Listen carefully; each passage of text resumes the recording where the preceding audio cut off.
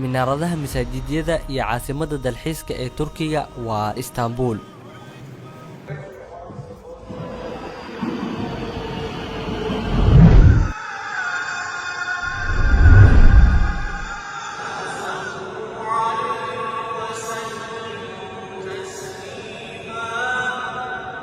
mid ka mid ah masaajidada ugu qurxoon uguna weyn Turkiga kaasoo noqdayna astaan ka mid ah astaamaha magaalada Istanbul waa masjidka Jamalijiya. Jaamacan waxa uu noqday mid ay ku dugtaan muslimiinta shanta salaadood, sidoo kalena waxa uu maktabad iyo matxaf u noqday ardayda, waana meel aysan sidoo kale aysan ka maarmaynin dalxiisayaasha.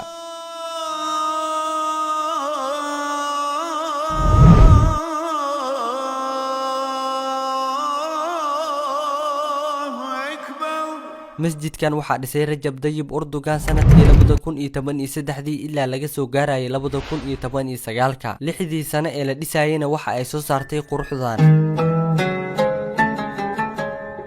waxa uu ku fadhiyaa masaaxo gaaraysa 15,000 oo kiiloomitir square, waxa uu qaadi karaa 60,000 oo qof.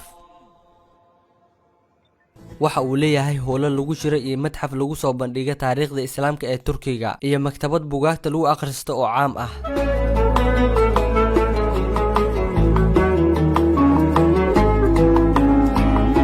waxaa laga dhisay masjidkan dhismihiisa meesha ugu sareysa ee magaalada Üsküdar ee qaybta Istanbul ee Aasiya. sidaan ognahayna magaalada Istanbul waxa ay caan ku tahay dalxiisayaasha, sidaas darteedna dawladdu waxay ugu diyaarisay dalxiisayaasha beerooyin ku hareeraysan masjidka oo gaarayna 30 dunaam si ay bilicdan ugu raaxaystaan oo lagu tiriyana mid ka mid ah tan ugu qurxoon magaalada.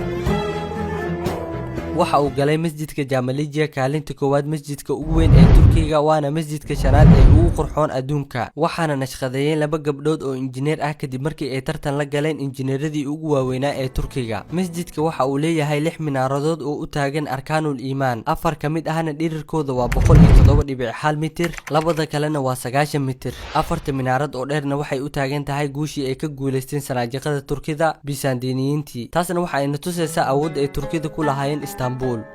Turkiga waxaa lagu tilmaamaa inay tahay mid ka mid ah magaalooyinka ugu aadaamka badan caalamka Islaamka, maxaa yeelay waxa ay leedahay masaajidyo waaweyn oo gaaraya tiradooda 88,573 masjid. waxay u laabanayaan 7,707 ka mid ahna dowladii Cabaasiyiinta iyo salaajiqada. Istanbul oo keliyana masaajidada ku yaala waxa ay gaarayaan wax ka badan 3,400. dhab ahaantiina waa ay istaahishaa in lagu naanayso magaalada aadaanka.